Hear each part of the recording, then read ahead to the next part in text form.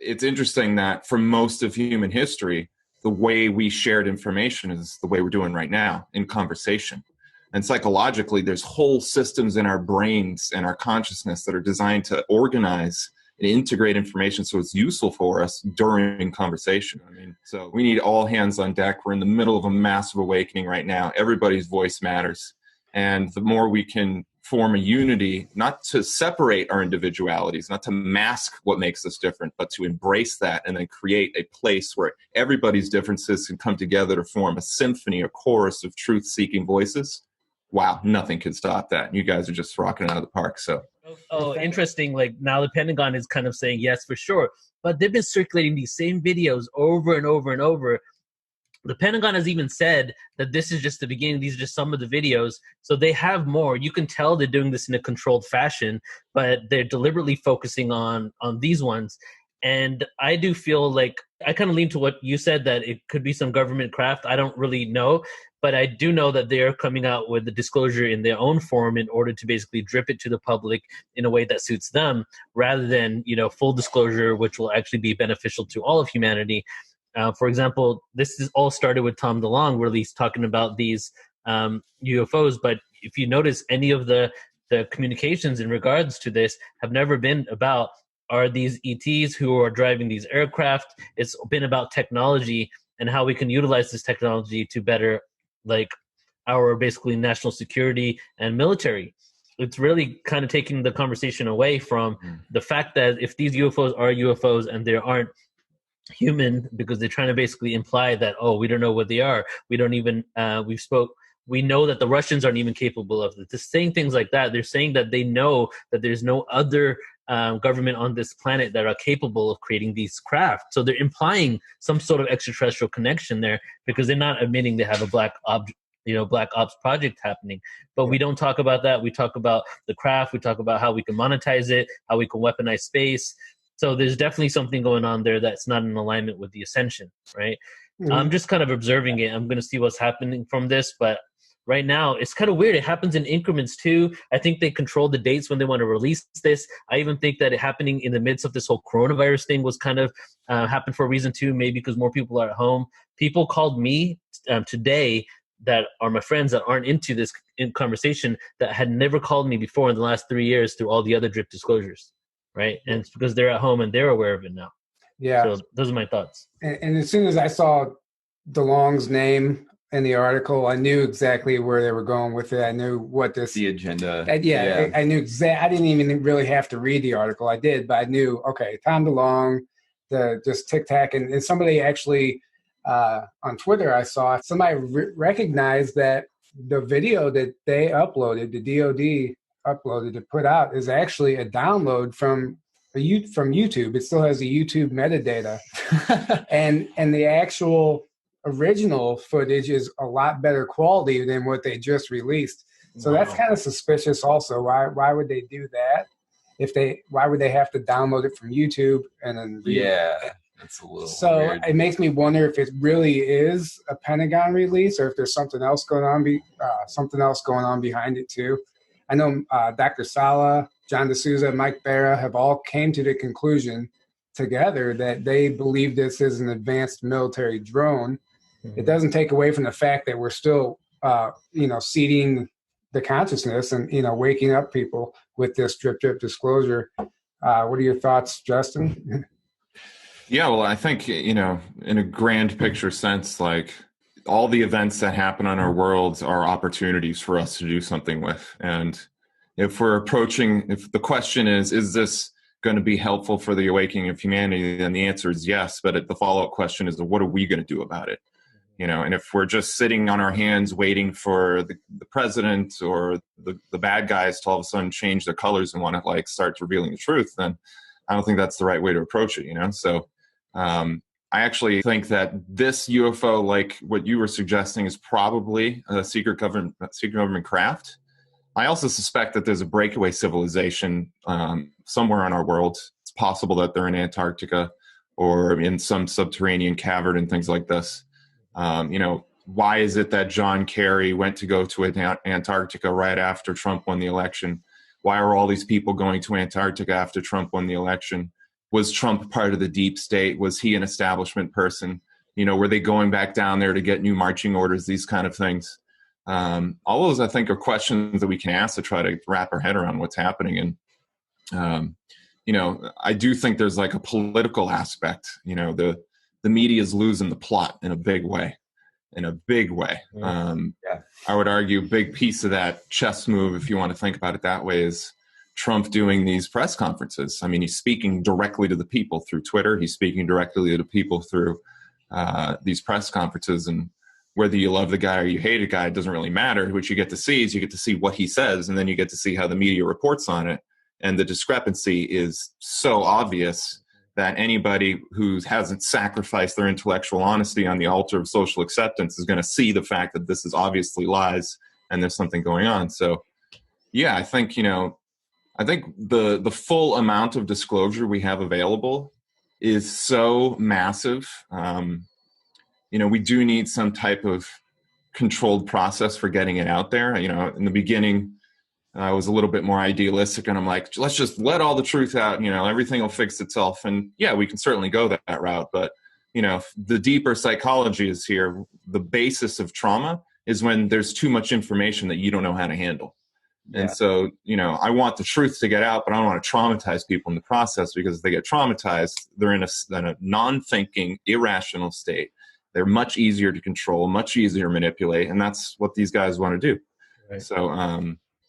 So yeah, I think, you know, we're in a position where we as alternative media, we as truth seekers, have incredible amounts of power. We've got a lot of free time on our hands right now. We can actually interact with each other, form groups, form initiatives, form trusts, form like coalitions and grassroots efforts, so that we can better deal with the things that are becoming. And I think this year we've got some big stuff on the ticket as far as things happening this year. Seriously, so. Yeah. You know, also to kind of add to what you're saying, when it comes to the media, I'm now 100% convinced that it's all about ratings. You know, all about ratings and also all about agendas, right? And I think it was Project Mockingbird, right? Was that the one with the CIA basically had full-time employees, right? So for who doesn't know out there, I think it might have been FBI too, but no, the CIA had full-time employees working for news stations, and then Project Mockingbird, you know, supposedly ended. But what normally happens with those is they just go black budget and they continue. And not only were these anchors actually being paid from the news stations just to have their covered, like, you know, CNN would be paying them, but they'd also be getting paid from the CIA because they were pushing the agenda. So that continues. So I think there's two things going on. That we have not only ratings-oriented media, but we also have these people that are hired from, you know, these three-letter agencies or whatever in order for them to push this agenda. So when it comes to releasing this whole thing about UFOs, I'm not too sure. Like, it's just so coordinated. For example, when Tom DeLonge came out with the initial thing that kind of started this whole process, right? Like talking about these videos, every single competing news agency had the same exact headlines and the same words in it. And you've seen those viral videos with news anchors saying the same thing at the end, like, this is dangerous to our democracy, for example. They all say that, right? Like, they all say the exact same. Yeah. So that's what happened. And I was like, wait, this is a conservative one. This is a liberal one. This ain't the same thing. They talk crap on each other all the time. And it was so like blatant when the Tom DeLonge thing happened. And it was almost like they waited. They all came out at the same time, too. It was like the same minute. So it was just like, wow, this just shows that it's all owned by the same whatever. And they're just doing this for some sort of reason that we don't really know. We don't know what the agenda is. Understanding the censorship agenda is really interesting because, you know, I study a lot of law. And I was trying to understand, like, why is it that they even came out with this internet? Why is it so much information, like, out there? If the whole basis of the Matrix is that they have to keep certain truths hidden, then why is there so much of it readily accessible on the internet? Mm-hmm. Yeah. Well, the answer I've come up with, which seems to be, you know, the one that's the most correct as far as I can tell, is that and I actually covered a lot of this in the episodes I'm putting out on Into the Storm right now, if you want to check this out. Well, basically, the cabal had to create a self-imposed slavery system. And the reason they needed to do that is because when you use overt control, when you're like literally whipping people in the fields to keep them picking the cotton or whatever it is you need them to do, they are not creative. Their energy that they put out is largely fearful energy, but there's not any innovation. And as a society, in order to ascend, in order to go to the higher states of consciousness, which the bad guys are trying to do too, they need information, they need wisdom, they need knowledge, they need data to crunch on, and then evolve their soul through gaining wisdom and contemplation. So if you got an overt slavery system, which we've had for most of our history, at least the stuff we know about, then they can't really move that forward. But if you create a self-imposed slavery system, then all of the slavery gets hidden behind a veil. And now people on the slave plantation think they're free, which means they're innovating, they're creating things. And then the cabal can hijack and harvest that information. So to your point, Aaron, I think one of the things that's happened is that the censorship has gotten more overt because they've lost the plot. They thought that they were going to be able to do all these things. And, we can get more into the details of how that works, but they thought they were going to be able to control society. Now they can't. And now they're just frantically trying to stomp the hedgehogs. You ever play that game in the arcade where you try like hit the hedgehogs, Yeah, whack-a-mole. Whack-a-mole. That's it, whack-a-mole, yeah. They're trying to whack-a-mole everything, and they can't do it. So it's a really good sign. It's like, I've been saying for a while, we have the illusion of freedom, and it's freedom through diplomacy, almost. Like they basically, like, we're the U.S., we're like a test tube for pharmaceutical companies, for agriculture and food. Other countries aren't even as bad as us, but we come across like we're the most free, right? Like no one has freedom like the U.S. For example, artificial flavorings, red 5 and blue, whatever. Mm-hmm. It's completely illegal in Europe, completely, right? Over here, it's just like part of our diet, right? Mm-hmm. So it's just like their own people, these own corporations, their own country, they're experimenting on. And they're getting all these results from it and figuring out how to control us. But here we are every single day tooting the fact that we're the most free country on the planet, which really isn't the case. Now, in regards to your point for the media, I think it's been the same for quite some time. However, they've perfected psychological warfare to the point that they are now using marketing tools. For example, the head of CNN, and I think I might have just read an article recently that Trump, something happened where the head of CNN has been switched, or one of the media agencies. He stepped down. Yeah, I believe he stepped down, actually. Okay. So he was actually the head of ESPN before CNN. And he had this whole mentality of presenting news like sports.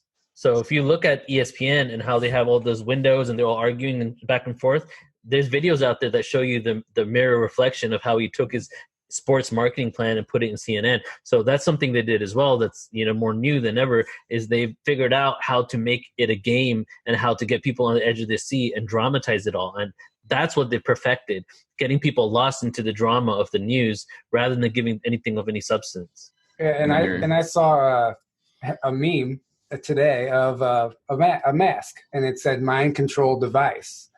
And it's so true, though, because if you really understand what's going on, you realize how I think it's dumb to have to wear a mask everywhere you go. People are driving with them.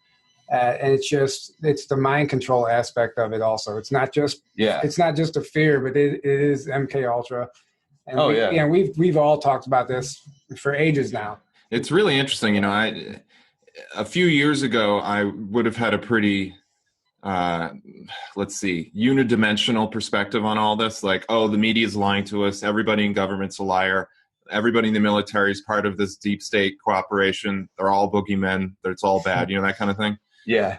And with Q and everything like that, it's just, in my mind, having looked at a lot of the information and, being somebody who is versed in epistemology, which is like basically the science of what makes something true or not, it's undeniable that there's obviously a positive military operation happening, or an aspect of the military operation, So I think interpreting the political events in the past 4 years has been a little difficult. It used to be that you could just assume everything was negative and just kind of leave it at that.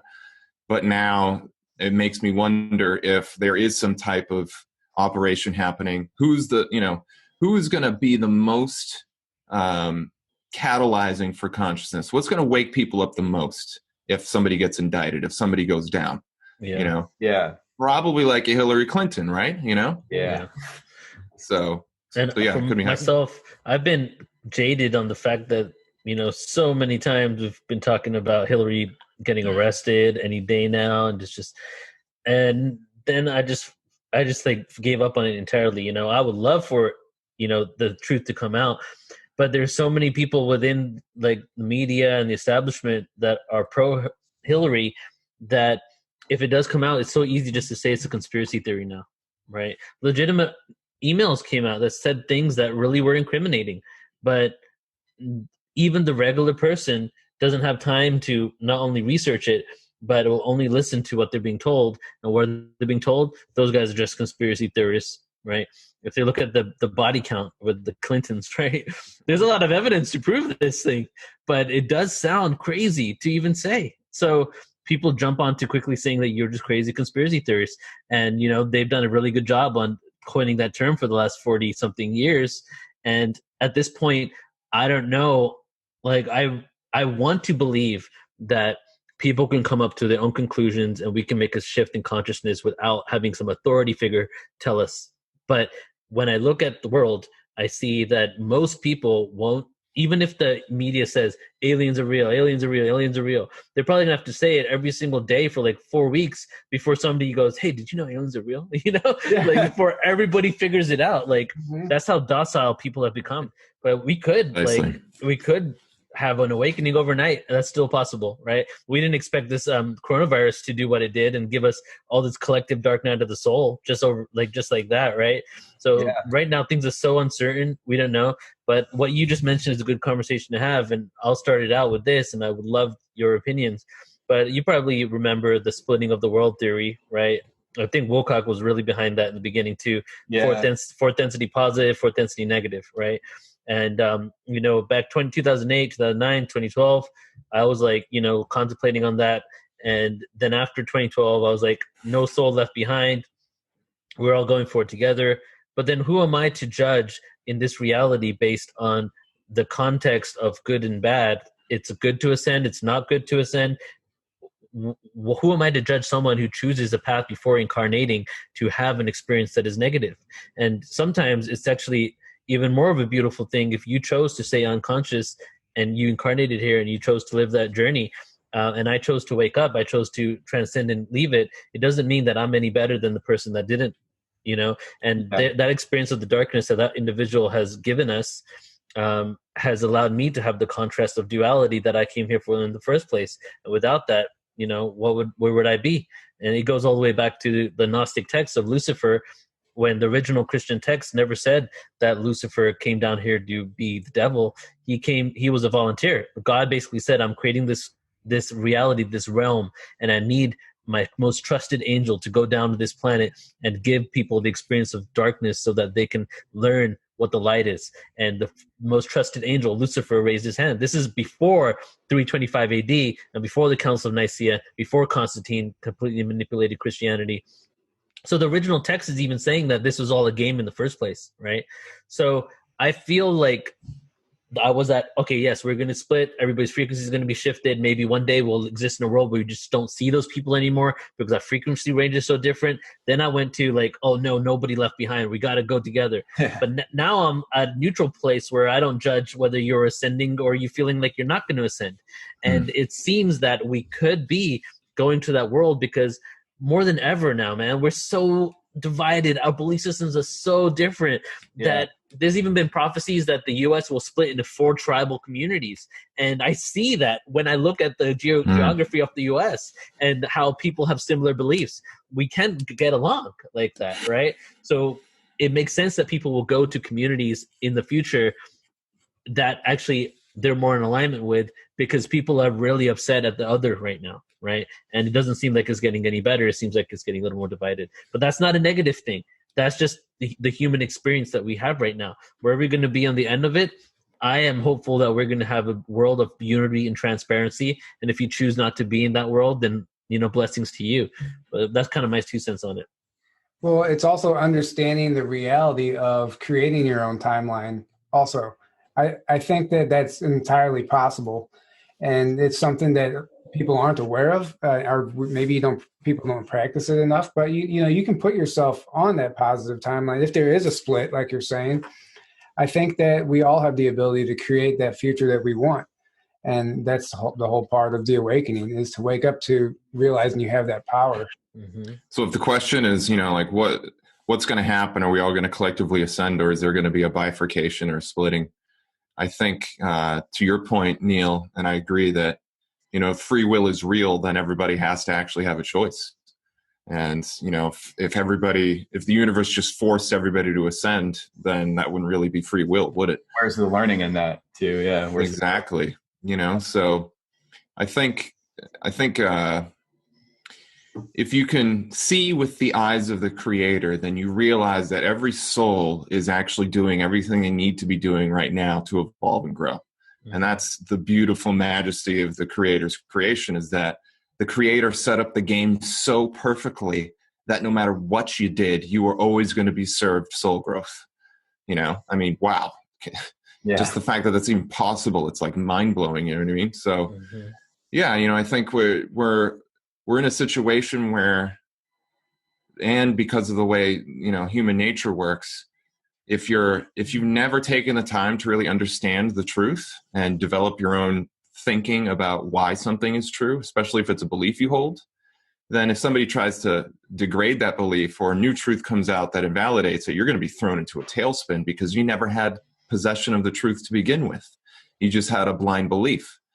And right now we're living in a world where there's just so many blind beliefs flowing around that you're going to feel a lot of healthy pain from that situation. It's kind of like when you go to grab a pan on the stove and you don't have an oven mitt on, what happens? You get burned, right? Well, if you're smart, if you really take stock of the truth of what happened there and absorb that experience, you probably won't want to grab another pan on the stove again without an oven mitt, right? So, right now we're living in a situation where there's so much BS and fake news out there, and it's all becoming more apparent that the creator's plan for installing and improving people's thinking by having them suffer the consequences of bad thinking is like ramping up to the nth degree. We're in like double black diamond, like expert level, like version of that. You know what I mean? Yeah.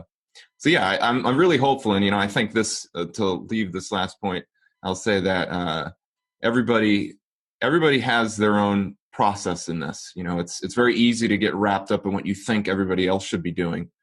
Especially when you start getting a few nuggets of truth, you're like, oh, this is the truth, and you got to believe it, and if you don't believe it, then you're a shill, and all these kind of things, and it's like, we're all on the path, we're all on our own path on the mountain.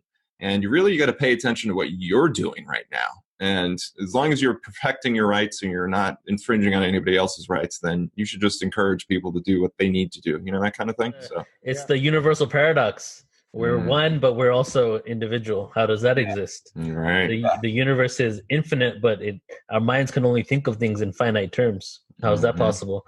Therein lies the illusion, Exactly. So, and I feel like I trip out often about how different my thought process is compared to many other people, right? And especially my own family. Like, I could never imagine my family ever being into this secret space program, ETs, Pleiadians, Arcturians, channeling, like sound frequency is science, and that's still like fringe for them, right? So it's like when we get into the real like nitty gritty topics that we all talk about, it's just so different, and we're existing in different realities. And a lot of people don't even understand that the reality that we're within even exists. And if you bring it up to them, I have brought it up to people, and it just goes right through them. They don't even acknowledge it. It's almost like a frequency mismatch, It's just like habits. Fairy tale nonsense. Yeah. Or it just doesn't register. Yeah. Yeah. So I'm working part-time right now, just a seasonal thing at Lowe's, right? And part of the reason why I actually decided to do it was I realized working there is taking too much time for Portal to Ascension. And I'm like, damn, I could be doing events right now. But part of the main reason was I don't hang out with enough people that aren't into this stuff. Mm-hmm. I wanted to be around people that don't even know about this and see how I engage with them, because I'm 100% this all the time. All my conversations are this, people I talk to. So it's like I'm actually experimenting with myself now to see if I can still talk to regular people. Because it's really important to be able to communicate what you feel to everyone, not just keep the same jargon going on. So I've been working on that. And part of Portal to Ascension, I've been saying from the beginning, is not to preach to the choir, but is to speak to the linear-minded people, meaning the ones that don't think in multidimensional terms like we are here right now, and communicate these forms of awareness, whether it's quantum physics, extraterrestrials, secret space program, ascension, in a way that even regular people would understand, because it is truly science. You can do a whole thing. I did an 8-hour online conference called Science of Ascension, and I challenge any person who isn't into this to look at that and not question whether we're actually ascending. You know what I'm saying? Mm-hmm. So it's really about getting those tools and being able to communicate to them. And also, to add to the splitting of the world thing, I do think some events are going to happen that many people that are so closed off to that reality right now, don't even know it exists, will come over to that, because there's going to be life-changing situations that are going to occur, drops of downloads, information that may get released that will have to make them question their reality. And many of them will probably end up where we're at. Some of them won't, So I'm hopeful that that's the route that we're going to be all taking. That's interesting. I'm glad you said well that. Said. I'm glad you said that about going into your work and being there around people who aren't at your state of consciousness. Because when I go to work, what I found myself doing for a while was just checking out of this reality and just going back to my old self, the way I know that they would be comfortable around me, and I would find myself doing that. And, I realized the more and more I started talking about this stuff or just dropping little nuggets here and there, some people don't jive with it, but other people have stuff to say too. Mm-hmm. And it's interesting. It's really an interesting experiment. But I think a lot of people need to hear that, because too many of us are going around not being ourselves. We're not existing in authenticity. And I think that's a big problem, especially with truthers, because we're so worried about what other people might think, that it's not, we're at a point now where we have to start, planting seeds. Yeah. Mm-hmm. Yeah. There's no holding back now. Now's the time. Yeah. One thing I wanted to add to that is, psychologically, one of the things they do is they control us, like you were saying, Tyler, through our emotions. And our emotional system itself is the social dynamic system. So I'm actually going to be covering a lot of this in the third season I'm going to do of Into the Storm. It's going to be all about the inner child and how the cabal hijack our inner child and use it against us. And we are herd creatures. We're herd animals. But we also have an apex predator side to us. And the school of thought is called RK selection theory that gets into this. And so what that means is that, very simply, every person you know of and you interact with in your local community, whether they're in your house, they're your neighbors, they're the people you work with, there's this part of you, the inner child, that demands that you're transparent and you reveal your true self to them. And if you do that, and it's a good exchange, you will feel a release of dopamine, you will feel a release of serotonin. It'll reduce your pain. It'll increase your intelligence capacity. It'll increase positive emotion. So we have all of these systems designed to reward us and make us smarter and healthier for having healthy social attachments, right? Now think about the way we live in our world. The way we live in our world is most of us get all our social interaction through this thing these days. You know what I mean? So most of the human beings you interact with aren't even physically near you. And the ones you do interact with physically, you've got this NPC debased, cardboard cutout version of yourself that you brandish to interact with them, right?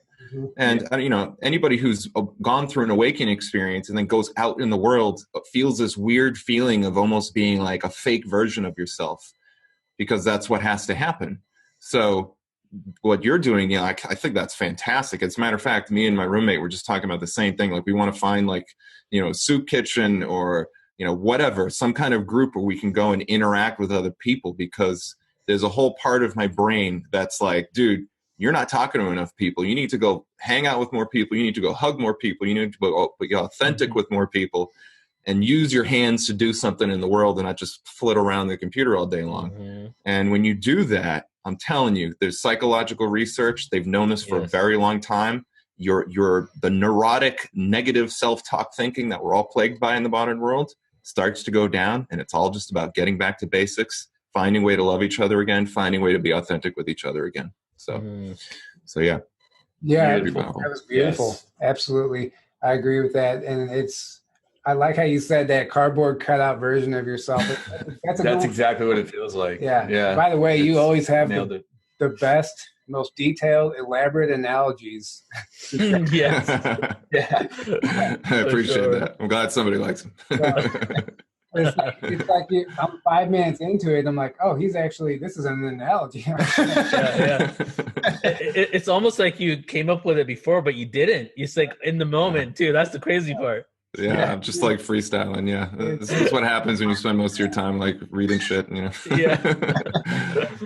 You mentioned the secret space program, Neil, and I just wanted to get your thoughts on this Starlink satellite system or whatever that Elon Musk put out. Mm-hmm. I saw today in an article that he's working on dimming the satellites so they're not as bright for the next launch, which is because people are complaining they're too bright. That's the whole article, which is dumb. I don't know. Weird. And he's talking about starting up his own internet that's going to work with these satellites. This is interesting to me. What do you think's going on here with Elon Musk in general? Yeah, and that whole thing. Yeah. Internet and the satellites, the Starlink. Yeah. So I think Justin probably has more information on this one, but I would say that with Elon Musk and what he's doing with SpaceX and satellites up there, growing up, I was always told that you cannot go up into space without having multiple governments kind of give you the stamp of approval, that there's like basically like a mafia of governments, and you can't even go through the ozone layer. First of all, a little detour, side note, whatever happened to every time we go through the ozone layer, we weaken it, right? Remember that? And that completely went out of the window, by the way. That doesn't exist. That was just bullshit, right? Yeah, so I'm thinking like, in order to have advancement, we might need some sort of privatized company in order to give us that, because everything else within like governments are kind of stagnant, or they go black ops and black budget, and they do things off the books, right? Like maybe our own government. So I'm thinking maybe he has good intentions and is attempting to go into space in order to further us more than maybe NASA. But at the same time, his level of involvement and connection to individuals like that are allowing him to go into space and do what he's doing, these people have to be high elite, unless what they told us about having these being able to go into space, anybody can do it. Or that's not what I've been told. I've been heard for many years now that you actually do need approval. So the people that give approval aren't really the people that are actually have the benefit of all humanity in store, right? So with Elon, I really don't know. I'm kind of just observing to see what's going to happen with him. My gut feeling is that we spoke about the other day, useful idiots. Like maybe he's just one of those, right? But he's kind of assisting them in order to push forward an agenda. But he maybe thinks that he just loves space and wants to further advancement. I don't really know if he's in cahoots with the cabal and knows about some, black agenda that's going on. Was he talking about AI too? Like, because he used to warn against AI, and now he's kind of like going the opposite, saying exactly. It's inevitable, so we might as well. Well, to me, like he has to be the most mysterious public figure right now. Nobody knows what's going on with him. It's always a debate, and it's so confusing.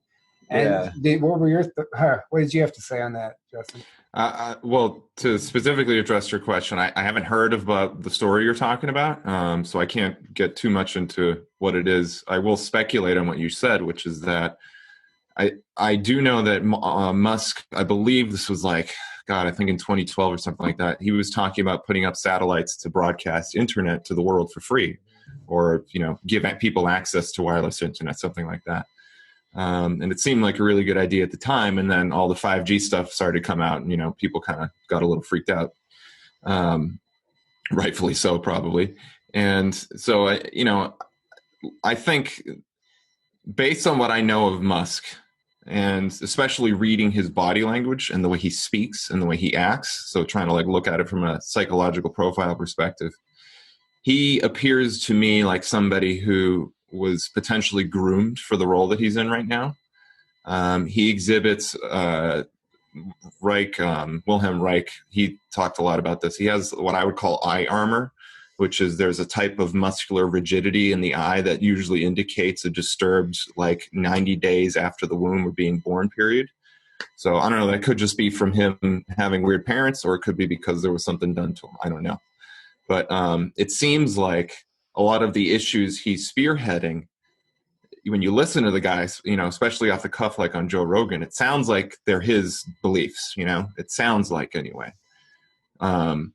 Although they could be, you know, manipulated. I get the feeling though, like you were saying, Neil, I think he's like a useful idiot in the sense that he's a guy that isn't necessarily in on anything, but he was peripherally, you know, you had people come in and like encourage him to do something. Like maybe when he was in high school, like this dude from, you know, the NSA came like, hey man, you should get into computers, because they knew if they planted that seed in his head, he would do all this kind of stuff with later on in his life with computers and things like this. So I think one thing I'll say about the AI, first of all, I think simulation theory, which is the idea that we're living in a simulation controlled by aliens, I think that's like basically like creationism for people who don't believe in God, because it has all of the same marks of a universal deity, except instead of a deity, it's an alien race who created a computer.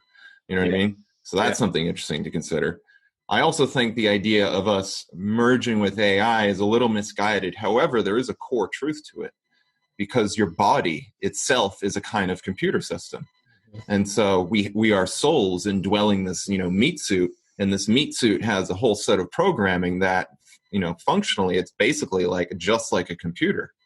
So there is, I would argue, some truth to the idea that consciousness, the human soul, has to gain enough mastery so that it can properly take control over the computer's AI system that is the body, right?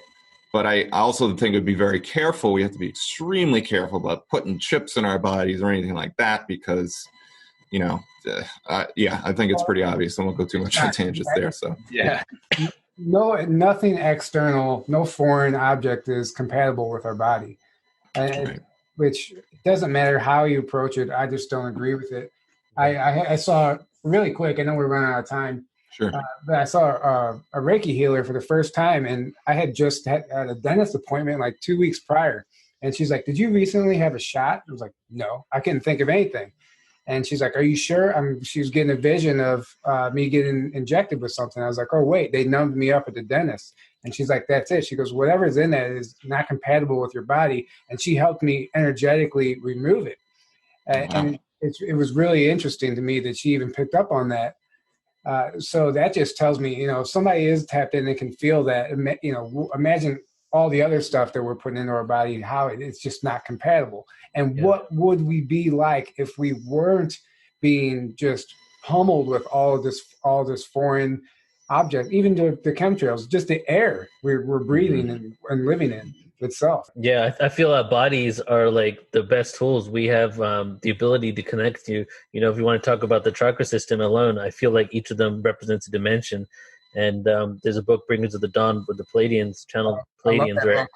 And they talk about the 12th up to the 13th chakra, and how that, you know, the 7 within us, the 8th one is 1 foot above us.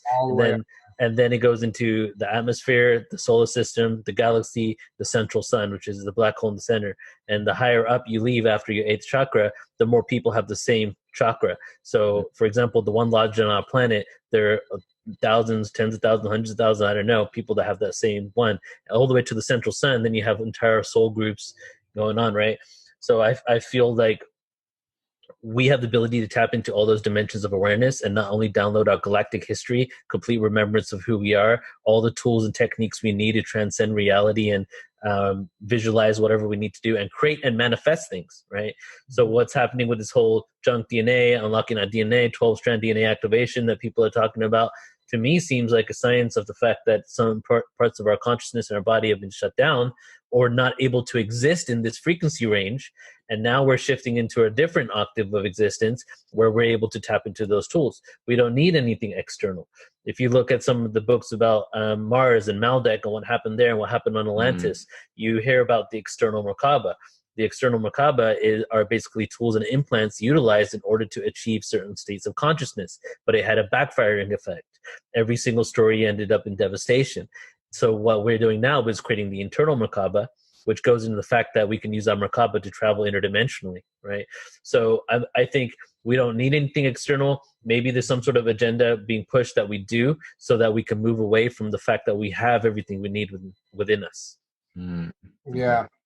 And beautifully said. And by the way, that book, Bringers of the Dawn, if anyone hasn't read it, it's interesting. So it was a channeled Pleiadian message from the 80s, I believe, the late 80s. Barbara Marciniak. Yeah. Yeah. But if you read it now, it seems like it could have been written yesterday. It is that, I mean, it is that pure of information, and it is so relevant. You almost, I had to stop and like, okay, when was this written? Like, it's really profound. They basically predicted everything that we're in right now in that book. Straight up.